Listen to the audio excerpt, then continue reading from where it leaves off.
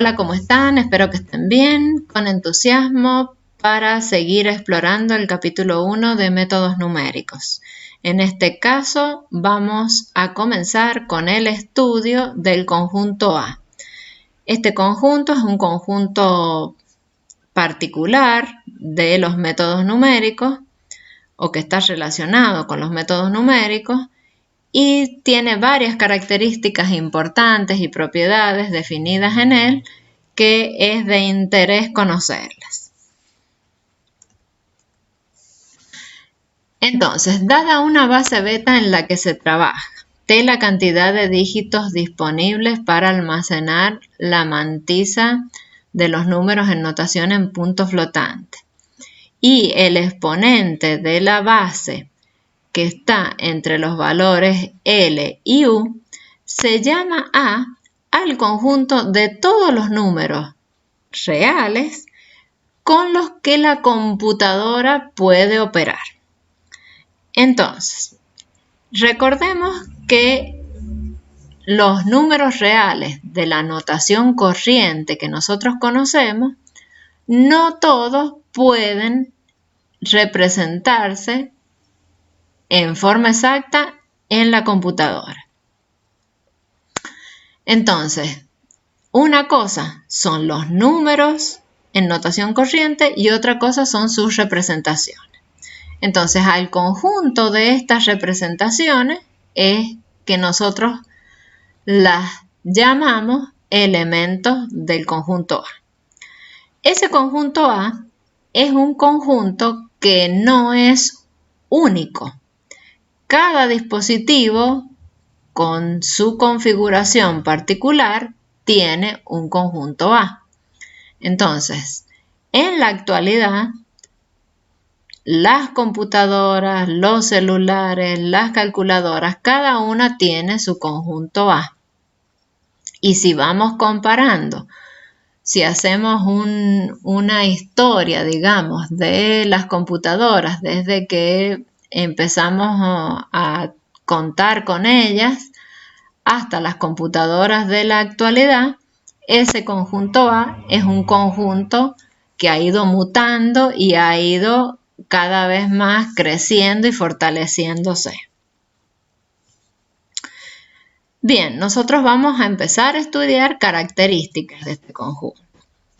Entonces, una de las características que hay que tener siempre en cuenta es que este conjunto es finito. ¿Qué quiere decir que es finito? Que nosotros le podemos conocer quién es el primer elemento, quién es el último elemento. Además, este conjunto tiene dos sectores, un sector positivo y un sector negativo. El sector negativo es el simétrico del positivo. Entonces, nosotros todos los estudios los vamos a hacer en el positivo y sabemos que por simetría también pasa lo mismo en el negativo. En el sector negativo vamos a encontrar los dos números que lo limitan a ese sector, el número máximo y el número mínimo. El número máximo va a estar relacionado con el exponente máximo. Entonces, si el exponente le llamamos U, por nombre le vamos a poner XU. ¿Y qué va a pasar? Va a tener una mantisa en esa base que estamos trabajando por la base elevada ¿a qué exponente? A ese exponente U. Y la mantisa, nosotros si este es el número positivo máximo, esa mantisa tiene que estar definiendo el número más grande que yo pueda tener. Entonces, el número más grande que yo pueda tener es cuando todos los lugares de la mantisa están ocupados por el número más grande de esa base en la que yo estoy trabajando. Entonces, si yo estoy trabajando con base 10, el número más grande que yo tengo es 9. Entonces, yo llenaré todos los lugares de la mantisa de 9. ¿Quién es 9 en esa base 10? Es 10 menos 1. Entonces se define en general beta menos 1 como el número que va a ocupar todos los lugares de la mantisa. Así como hay un número positivo máximo, está el número positivo mínimo. Entonces, el número positivo mínimo va a estar relacionado con el exponente mínimo. Entonces, por eso se lo llama XL. Entonces, ¿qué forma va a tener? La mantisa, su signo, que es el positivo, no lo escribimos porque se supone que es el positivo. No, la mantisa en la base beta por beta a la L. Pero recordando que L es un negativo. Entonces, si L es un negativo, yo ahora estoy haciendo un número decimal. Entonces, yo quiero saber o quiero construir el decimal más chiquito que yo pueda tener. Entonces, el decimal más chiquito que yo pueda tener, van a intervenir los números más chiquitos de esa base. ¿Cuáles son los números más chicos?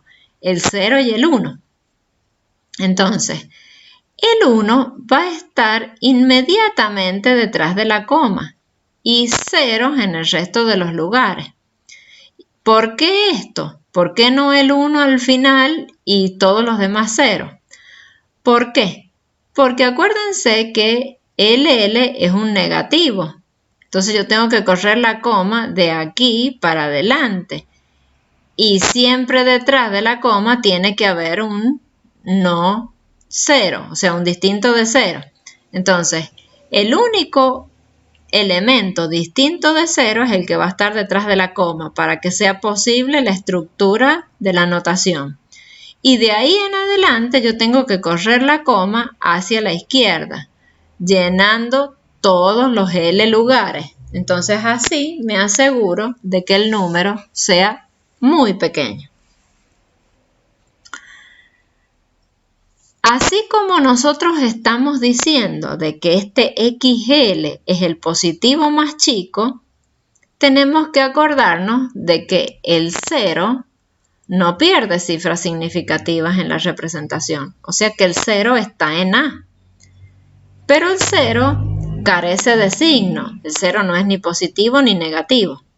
Entonces, ¿qué pasa aquí? Si yo estoy definiendo el XL como el positivo mínimo y el 0 no es positivo, está pasando esto.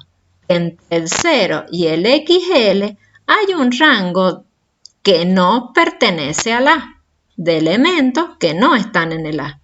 Pueden estar en los reales, pero no en el A.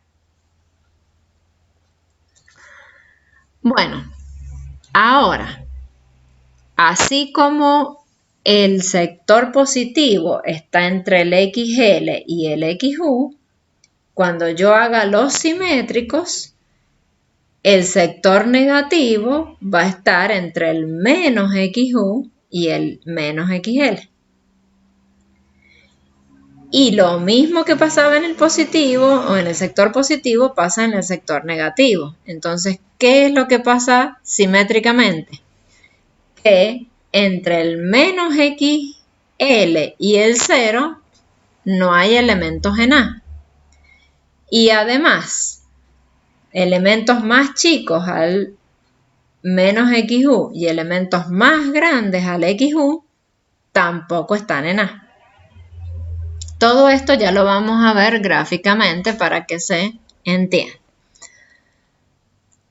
Por otro lado, aunque puede llegar a estar de más, pero lo vamos a aclarar, que si yo tengo un elemento X tal que pasa esto, ¿qué quiere decir? Que X y FL coinciden. Entonces, como el FL es el que está en A y es igual al X, ¿qué estoy diciendo? Que el X está en A. Pero cuando pasa esto, que la representación no coincide con el X no está en A y la representación está en A. Entonces, vamos a ver simbólicamente y gráficamente o esquemáticamente lo que sería el conjunto A. Entonces, primero vamos a ir al esquema para entenderlo. Entonces, el 0 está en A. Eso no hay duda. Ahora, el XL es el más chiquito del sector positivo. El XU es el más grande. O sea que en este sector hay elementos de A. Mientras que en este sector, entre el 0 y el XL, no hay elementos en A. El simétrico a este es el menos XL. Sería ese así. Y el simétrico a este sería el menos XU. Entonces, entre el menos XU y el menos XL hay elementos en A. Entonces, en estos sectores,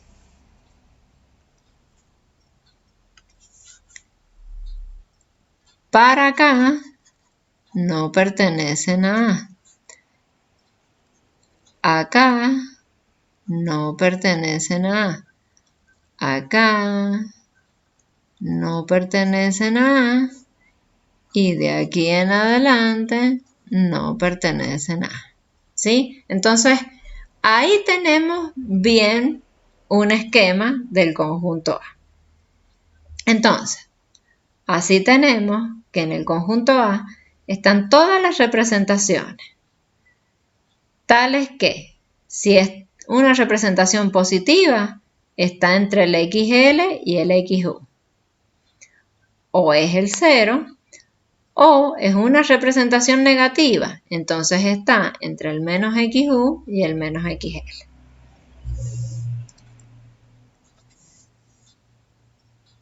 Una observación nos dice que a los elementos de este conjunto A, para darles un nombre, se los suele llamar como números de máquina, distinto a los números que nosotros conocemos de notación corriente, que son los reales, los irracionales y demás. Bien, entonces ahora vamos a ver un ejemplo para clarificar un poco las cosas. Entonces vamos a ver un ejemplito en el que estamos o vamos a trabajar con un t igual a 4, ¿sí? A ver, ¿dónde está? A ver, ¿qué quiero ver? Se me pierde el cursor con este color, vamos a ponerle un color más oscurito para verlo. Entonces, por ejemplo, acá vamos a trabajar con beta 10, t igual a 4. Y el exponente entre menos 3 y 4. Entonces, vamos a ir por los elementos máximo y mínimo, mínimo y máximo. El mínimo era el XL. Y sabemos que no pierde cifras significativas porque es un 0,1 y nada más. Así que 1 detrás de la coma, 3 después para rellenar los 4 ceros. En base 10, para rellenar los distintos lugares, tenemos 3 ceros. En base 10 por 10 a la cuánto, al exponente más chico, que es 10 a la menos 3. Entonces sabemos que de ahí tengo que correr la coma hacia adelante 3 lugares, o sea que corro 3 lugares y en notación corriente me queda así. Ahora vamos a ir con el XU, que también coincide con el F de XU, porque no pierdo cifras significativas, porque yo sé que ya lo construyo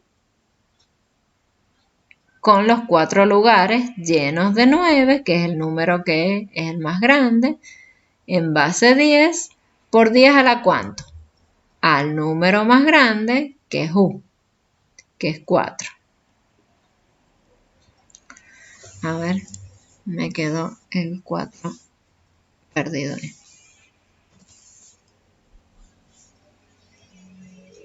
Entonces, ¿qué va a pasar? Cuando yo corra la coma hacia la derecha, 4 lugares, me queda 9.999. Entonces, el sector positivo está entre estos dos números. Entonces, si yo quisiera escribir el A para esta configuración, ¿quién sería el A? los FL de X tal que, si estoy en el sector positivo, estaría entre el 0,01 menor o igual que FL de X y menor o igual que el 9.999. O es el 0 o es la parte negativa. Tal que, ¿quiénes son los negativos ahora? Los simétricos. Este como límite inferior y el como límite superior. ¿Sí? A ver, acá se ve feo esto. Vamos a arreglar.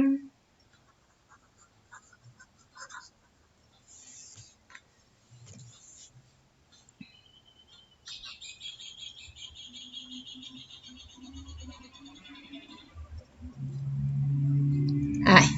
Entonces, para esa configuración, yo tendría ese mi conjunto A.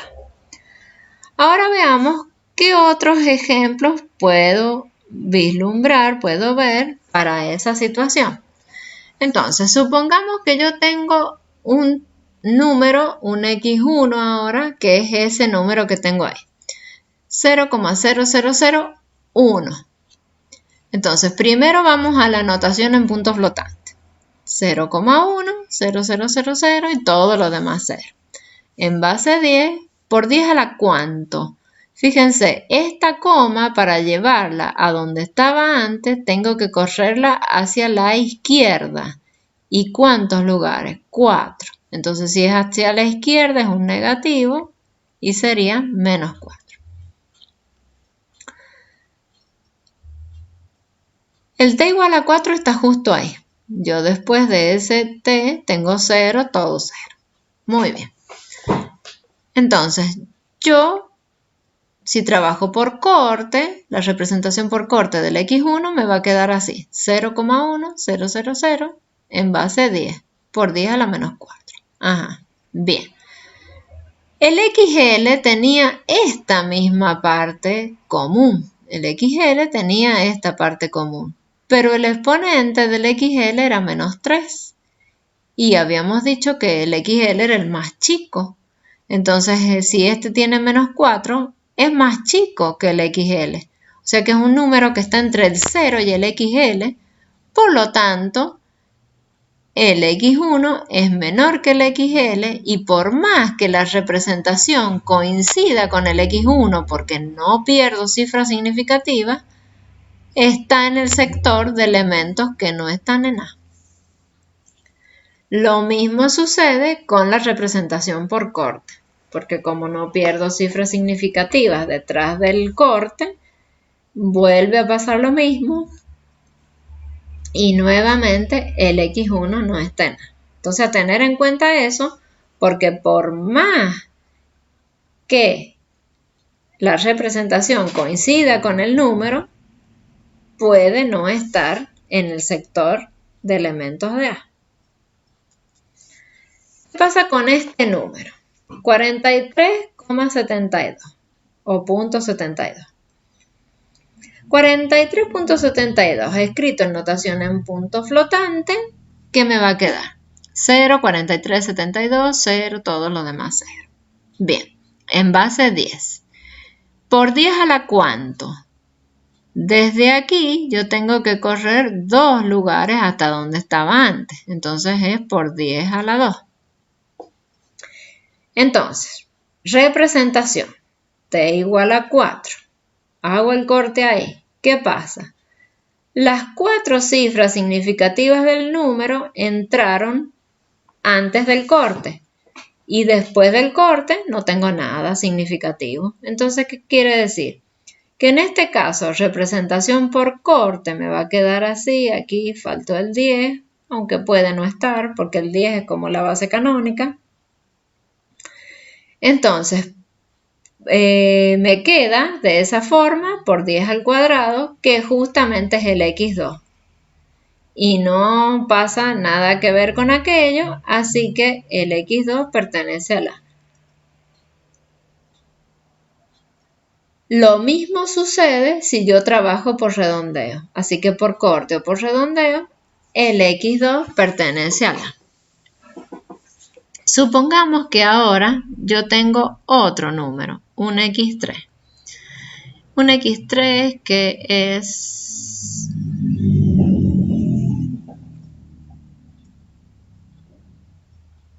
le vamos a poner 8 aquí. Vamos a poner un 8, 72, 7, 1, 0. Y acá le vamos a poner la coma. Bien, supongamos que tengo ese número. Entonces, primero tengo que ver en la notación, en punto flotante del número. Entonces, 0, 87, 23, 8, 72, 71, 0. En base 10 por 10 a la cuanta. La coma la tengo aquí. 78, 23, 87, 27, bien. La coma la tengo aquí. ¿Cuántos lugares la tenía que correr para su posición inicial? Acá. O sea que tendría que correrla 4 lugares a la derecha. O sea que 4 positivos. ¿Qué pasa cuando yo hago la representación por corte de este número? Representación por corte me dice solo en el lugar 4. Hágame ahí un límite. Entonces, ¿qué pasa? Por corte me va a quedar, supongamos que era negativo esto, para cambiar un poco. Entonces, menos 0,87, 23 en base a 10 por 10 a la 4. ¿Y qué pasó? Detrás del corte, ¿yo cuántas cifras significativas tenía? 5. ¿Qué pasó? Las descarté, las perdí. O sea que la representación no coincide con el x3. Si no coincide, por lo tanto, el x3 no pertenece a la. ¿Qué pasa por redondeo? Del x3 cuando yo lo representa, me va a quedar 0.8720. ¿Qué? Ahora, esta cifra detrás del corte es más grande que 5, así que ahora me queda 24 en base a 10 por 10 a la cuarta. ¿Qué pasó? Perdí todas esas cifras y esta también cambió, así que también es distinto del x3, así que tanto por corte como por redondeo voy a decir lo mismo. Voy a decir que el x3 no pertenece a la. Entonces, acá, ¿qué pasa? El menos 0,8723, ¿qué pasa? ¿Es más chico o es más grande que este? En este caso, el 23, y acá tengo un 8 y demás, entonces este es más grande, porque en los negativos, este es más grande que el x3. Mientras que este es más, en valor absoluto es más grande, pero quiere decir que el número es más chico. Entonces, hay diferencias, hay error, a veces se representa por uno más grande, a veces se representa por uno más chico, pero no se representa por el valor exacto. Entonces, esto me está dando distintas situaciones de elementos que están en A y elementos que no están en A. Entonces, esta fue la primera parte para identificación de elementos. En los próximos capítulos seguiremos viendo distintas otras características del conjunto. Muy bien, así que los espero en los próximos videos que van a ser tan interesantes como este.